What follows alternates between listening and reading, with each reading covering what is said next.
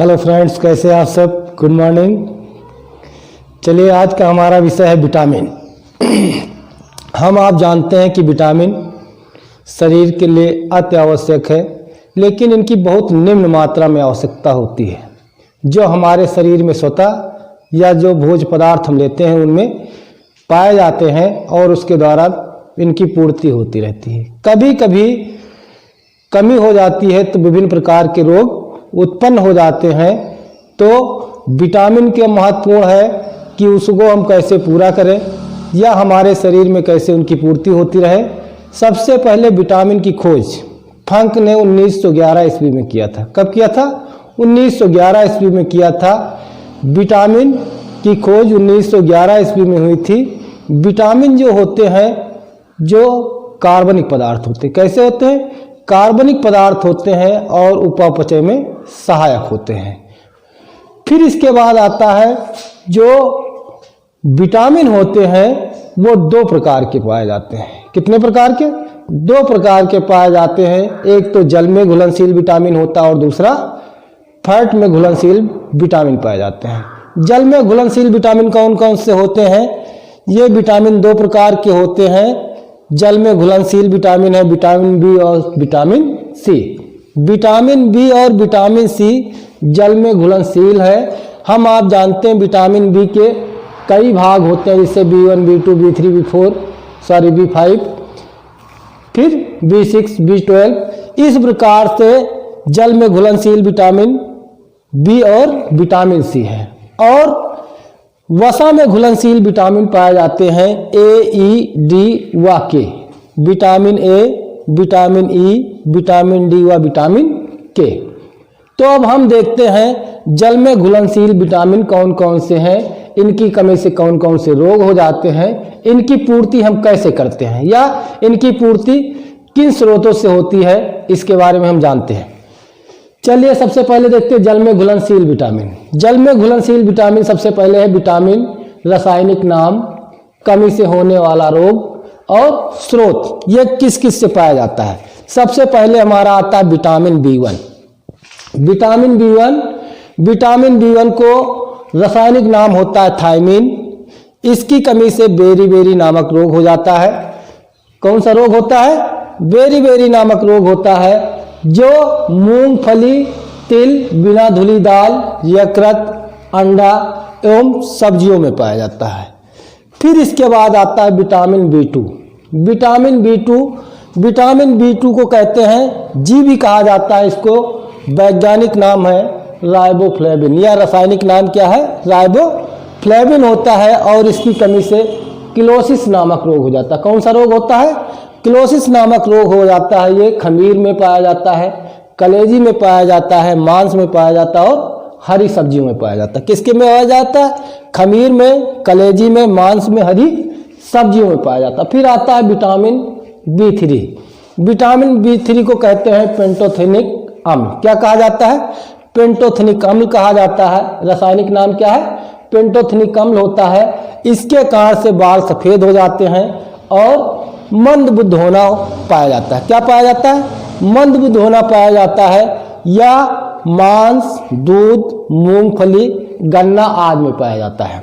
फिर इसके बाद आता है विटामिन B5। इको निकोटिनामाइड कहते हैं या नियासिन कहा जाता है। इसकी कमी से प्लेग्रा नामक रोग हो जाता है, त्वचा दाद जैसे होता है। इसको 2,4-D सिंड्रोम भी कहा जाता है।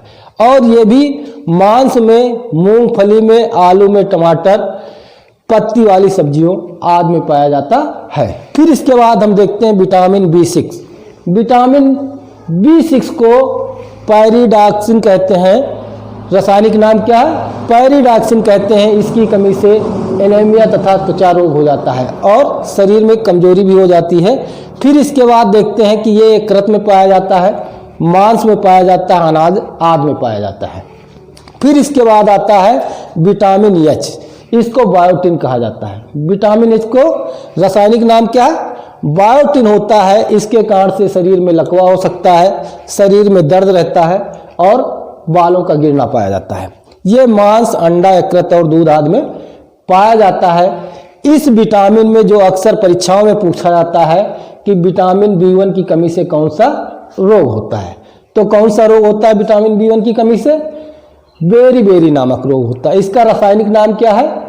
थायमीन है। फिर दूसरा पूछा जाता है विटामिन B2 की कमी से कौन सा रोग होता है या इसका रासायनिक नाम क्या है? तो रासायनिक नाम क्या है? राइबोफ्लेविन है। और रासायनिक नाम क्या? राइबोफ्लेविन है। इसकी कमी से कौन सा रोग होता है? क्लोसिस होता है। फिर पूछा जाता है विटामिन B5, विटामिन B5 की कमी से कौन सा रोग होता है? विटामिन B5 की कमी से कौन सा रोग होता है? प्लेग्रा नामक रोग होता है। यह परीक्षाओं में अक्सर पूछा जाता है। और थे उन्हें हम देखते हैं। विटामिन B12, विटामिन B12 में कोबाल्ट भी पाया जाता है। इसका रासायनिक नाम होता है साइनोकोबालैमिन,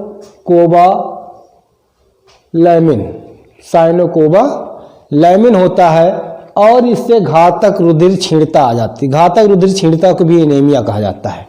यह हो जाता है, इसकी कमी से क्या होता है? घातक रुधिर क्षीणता पाई जाती है, जिसे एनीमिया का ही दूसरा रूप होता है। ये किसमें पाया जाता है? मांस में, कलेजी में और दूध में। फिर इसके बाद आता है फॉलिक एसिड यानी फॉलिक अम्ल आता है, जिसे कहा जाता है टेरोइल ग्लूटामिक, टेरोइल ग्लूटामिक कहा जाता है। इसे भी एनीमिया और पेचिस नामक रोग हो जाता है। या दाल, यकृत, सब्जियां, अंडा तथा सेब में पाया जाता है।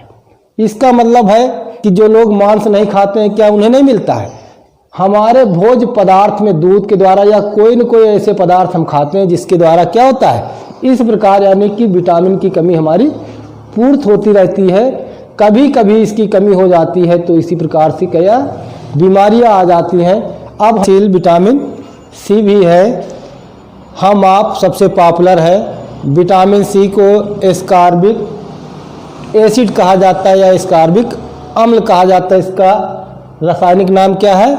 एस्कॉर्बिक एसिड या एस्कॉर्बिक अम्ल कहा जाता है। इसकी कमी से कौन सा रोग हो जाता है? मसूड़ों में सूजन आ जाती है और इसको कहा जाता है स्कर्वी रोग। कौन सा रोग कहा जाता है? स्कर्वी नामक रोग हो जाता है। या किससे प्राप्त होता है? हम आप जानते जो खट्टे फल होते हैं उसमें अधिकतर एस्कॉर्बिक एसिड या खट्टापन पाया जाता है, जिसके द्वारा ये पूर्ति होता है। यानी कि इसके स्रोत कौन कौन से हैं? नींबू है, संतरा है, नारंगी है, टमाटर है, खट्टे पदार्थ है, मिर्च है और अंकुरित अनाज आदि में ये पाया जाता है। अक्सर परीक्षाओं में पूछा भी जाता है कि विटामिन सी की कमी से कौन सा रोग होता है।